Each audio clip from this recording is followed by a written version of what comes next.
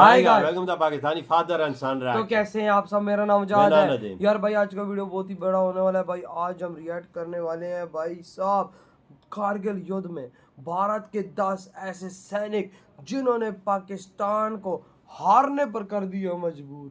10 सैनिक वो कौन कौन से हैं भाई साहब ये मुझे इस बारे में आइडिया नहीं है। ये तो चीजें अभी हमारे सामने निकल कर आ रही हैं कि उस टाइम कारगिल में आखिर भारतीयों ने किस तरह से मुजाहरा किया था बहादुरी का। बिल्कुल वॉच करते आखिर कौन से हैं भारत के वो 10 सैनिक। तो कौन करते स्टार्ट।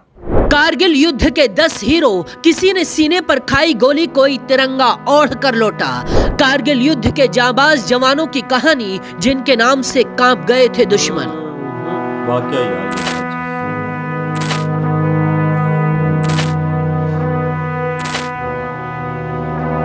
कारगिल विजय दिवस, जिसे याद कर शहादत पर आंखें नम हो जाती हैं, शौर्य पर गर्व से सीना चौड़ा हो जाता है।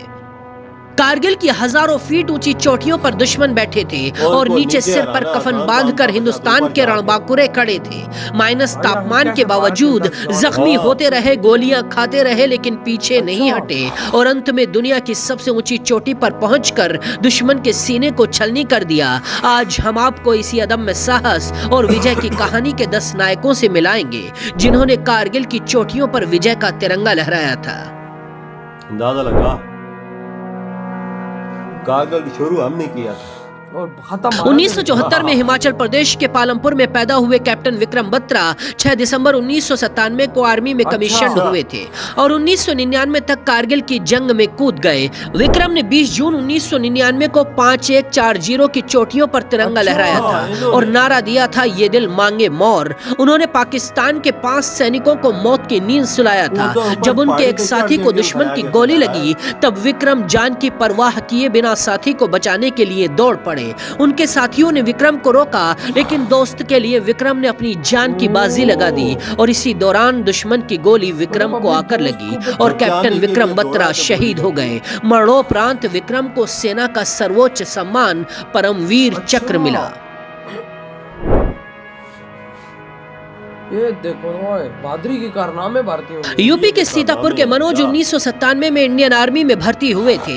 एक इंटरव्यू में जब मनोज से पूछा गया कि वो सेना में क्यों जाना चाहते हैं तो मनोज का जवाब था, परमवीर चक्र जीतने के लिए। वो अपने दोस्तों से कहते थे, अगर मेरे फर्ज के रास्ते में मौत रोड़ा बनी तो कसम से मैं मौत को भी मार दूंगा। उनकी टीम को दुश्मन सैनिकों को खदेड़ने का काम सौंपा गया था। खून से लथपथ होने के बाद भी मनोज ने कई चोटियों को जीतने में अहम भूमिका निभाई थी। उन्हें मरणोपरांत परमवीर चक्र मिला, जो सेना का सर्वोच्च सम्मान होता है। सबसे बड़ा सम्मान ये है।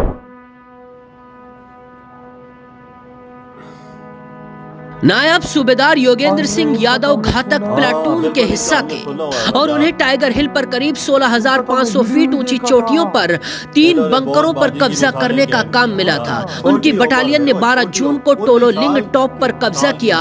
योगेंद्र को 15 से ज्यादा गोलियां लगी थी। दुश्मन को लगा कि वो मर चुके हैं, लेकिन जैसे ही दुश्मन उनके पास पहुंचे योगेंद्र ने अपनी जेब से ग्रेनेड निकाला और दुश्मन की तरफ उछाल दिया। योगेंद्र को उनकी वीरता के लिए परमवीर चक्र से सम्मानित किया गया। वो देश के सबसे कम उम्र के परमवीर चक्र विजेता हैं। एज में उन्होंने भाई साहब युद्ध में सरिया और 10-15 सैनिकों को ठोका भी है। सूबेदार संजय कुमार टैक्सी चलाते थे। 3 बार उन्हें आर्मी से रिजेक्ट किया गया था। 1996 में वो आर्मी में भर्ती हुए, तब उनकी उम्र महज 20 साल थी। कारगिल युद्ध में उन्हें पॉइंट 5875 पर कब्जे की जिम्मेदारी मिली थी। जब वो इस पॉइंट पर पहुंचे तो दुश्मनों ने अटैक कर दिया। दोनों तरफ से अंधाधुंध गोलीबारी होती रही। संजय समझ गए कि जब तक दुश्मन के बंकर तबाह नहीं होंगे तब तक जीतना नामुमकिन है। संजय ने गोला फेंका और दुश्मनों के बंकर को तबाह कर दिया, लेकिन पीछे से दुश्मनों ने उन पर अटैक कर दिया। उन्होंने 3 दुश्मनों को मार गिराया था। उन्हीं के हौसलों की बदौलत 5875 पर तिरंगा लहराया था। कारगिल की बहादुरी के लिए उन्हें सेना का सर्वोच्च सम्मान परमवीर चक्र मिला था।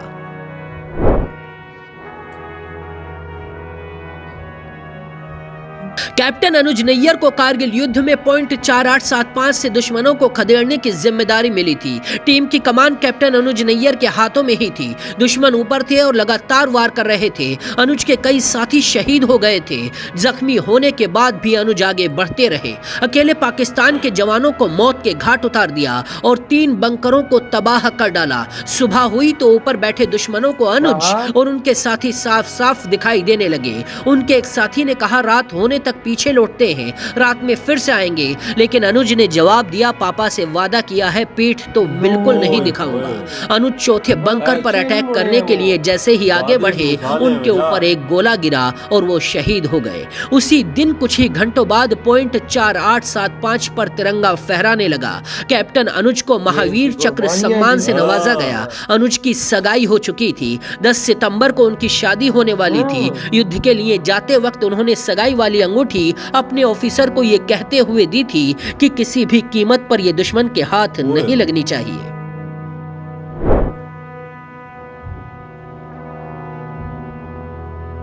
तोलोलिंग जंग की जिम्मेदारी कैप्टन विजयंत को मिली थी। 13 जून को भारत ने तोलोलिंग पर तिरंगा फहराया था। ये भारत की पहली बड़ी जीत थी, जिसके बाद विजयंत की टीम को नोल एंड नोल हिल और 3 पिंपल्स से दुश्मनों को खदेड़ने का टास्क मिला। विजयंत अपनी टीम के साथ दुश्मन के मोर्चे के करीब पहुंचे तो उनके कमांडेंट ने 50 मीटर पीछे हटने के लिए कहा, लेकिन वो आगे बढ़ते रहे। रात के करीब 2 बज रहे होंगे। विजयंत दुश्मन की पोस्ट से सिर्फ 15 मीटर की दूरी पर थे। कुछ देर के लिए दोनों तरफ से फायरिंग थमी तो विजयंत को लगा कि दुश्मन पर अटैक करने का ये सबसे बेहतर मौका है। उन्होंने जैसे ही पोजीशन ली, दुश्मन की गोली उनके सिर को आर पार कर गई। विजयंत शहीद हो गए, लेकिन आखिरी सांस लेने से पहले उन्होंने जीत की बुनियाद रख दी थी।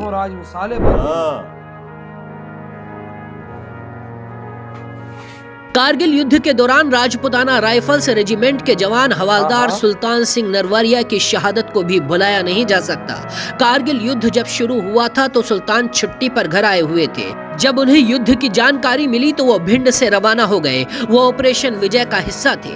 उनकी टुकड़ी को पाक सेना द्वारा कब्जे में ली गई टोलोलिंग पहाड़ी पर द्रास सेक्टर में बनी चौकी को आजाद कराने की जिम्मेदारी दी गई थी। दुश्मन की गोलीबारी में वो जख्मी हो गए थे, लेकिन उन्होंने चोटी पर तिरंगा लहराया और कई जवानों के साथ शहीद हो गए। उन्हें मरणोपरांत वीर चक्र से सम्मानित किया गया था।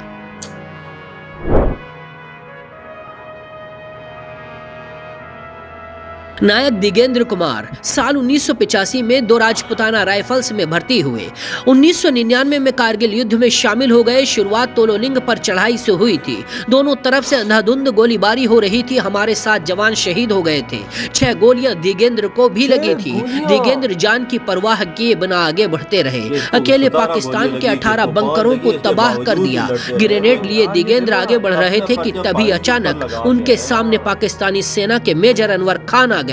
दोनों फेस टू फेस आमने सामने खड़े थे, लेकिन इस मुकाबले में दिगेंद्र ने अनवर को हरा दिया और 13 जून 1999 को तोलोलिंग की पहाड़ी पर झंडा फहराने में अहम भूमिका निभाई। दिगेंद्र को महावीर चक्र से नवाजा गया था।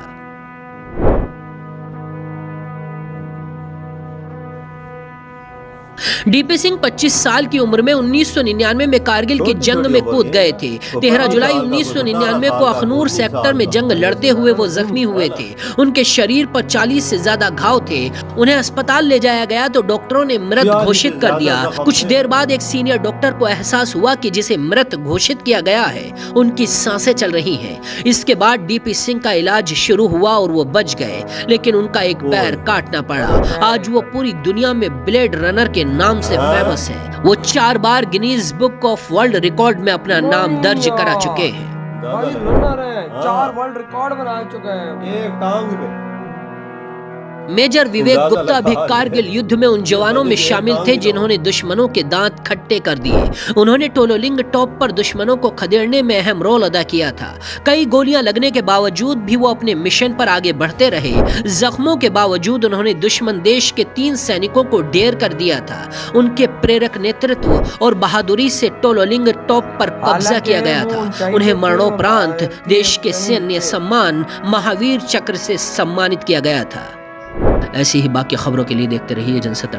इधर ये वीडियो एकदम आप अंदाजा लगाओ ना यार, किस तरह से बहादुरियां दिखाई हैं भारत के इन 10 सैनिकों ने। आज इन्होंने बहादुरियां दिखाई हैं तो आज दुनिया इनको याद कर रही है ना। बिल्कुल बिल्कुल। ये आज ऐसी देखो किसी को 17 गोलियां लगी हैं, वो देखो वो मरते मरते बचा था। बिल्कुल बिल्कुल उसकी बेचारे की आखिरी सांसें चारी थी, लेकिन भाई वही बात है ना कि ऊपर वाला जिसे चाहे बचा ले। बिल्कुल। एक को लगी है 5 गोलियां, बड़े उसने भी बंकर उड़ाए हैं सारे हमारे। भाई साहब बंकर उड़ाए हैं ना, क्यों हाँ। नहीं उड़ाए? तो यार ये जंग में ऐसा ही होता है ना, एक एक के उड़ाता है, दूसरे दूसरे के उड़ाता है। एक एक की टांग भी कट गई है तो उसने अपना बुक ऑफ वर्ल्ड रिकॉर्ड में अपना नाम भी दर्ज, रनर है वो। भाई साहब आज 4 बड़े बड़े वर्ल्ड रिकॉर्ड उसके बन चुके हैं। हाँ। 4 बड़े बड़े रिकॉर्ड। बिल्कुल। आप अंदाजा लगाओ ना कि भाई वो किस तरह के जवान है। भाई साहब हार नहीं मानते। भाई जिसको 17 गोलियां लगी उसने हार नहीं मानी, जिसको 5 लगी उसने नहीं मानी, एक को तो 20 जख्म आए हैं। यार हम पहाड़ी वो भाई उसको एक डॉक्टर ने भाई साहब बोल दिया कि इसकी डेथ हो गई है, ये नहीं रहा। दूसरे डॉक्टर ने चेक किया, कहते हैं हल्की फुल्की सांसें, हम कोशिश करते, कोशिश की बच गए। बच गया। देख ले ये वजह, मेरी बात सुन, हम पहाड़ी के ऊपर थे ना, पहाड़ी के ऊपर, पहाड़ी से नीचे जाना, ऊपर हराना या मारना आसान काम है भाई लेकिन इन्होंने ऐसे काम किए कि दुनिया याद कर रही है। सही कहा भाई और साहब। ऐसे कारनामे दिए कि सबको बड़ा इंडियन अवार्ड वो जो इनका बड़ा है वो परमवीर चक्र मिला है ना सब। भाई अगर 10 जवान ना होते तो शायद आज भारत इस युद्ध में न जीत पाता। यार ये फिर सुलह भी हमने नहीं की थी, हम ही यूएसए के पास दौड़ के गए थे कि यार हमारी जान छुड़ाओ इनसे। जाहिर सी बात है भाई साहब। उस टाइम पे कौन था? नवाज शरीफ था। नवाज शरीफ था। लेकिन वही बात आ गई कि भाई साहब अगर भारत के ऐसे जवानों में ऐसा जिगरा ना होता तो भारत ना जीत सकता। बिल्कुल। क्योंकि भाई ये भारत ने साफ बात बोली थी कि भाई साहब हम लोग पाकिस्तान से ना जीत सकते अगर हमारे जो सैनिक हैं वो जिगरा ना दिखा। हम हारे हुए थे। बिल्कुल। लेकिन उन्होंने दिखाया जिगरा। ये देख ना वीर जवानों की कैसी कुर्बानी है। सही कहा। जैसे कारगिल की जंग जीती वही थी। ना। तो भाई आपके क्या थॉट है इधर वीडियो तुम करते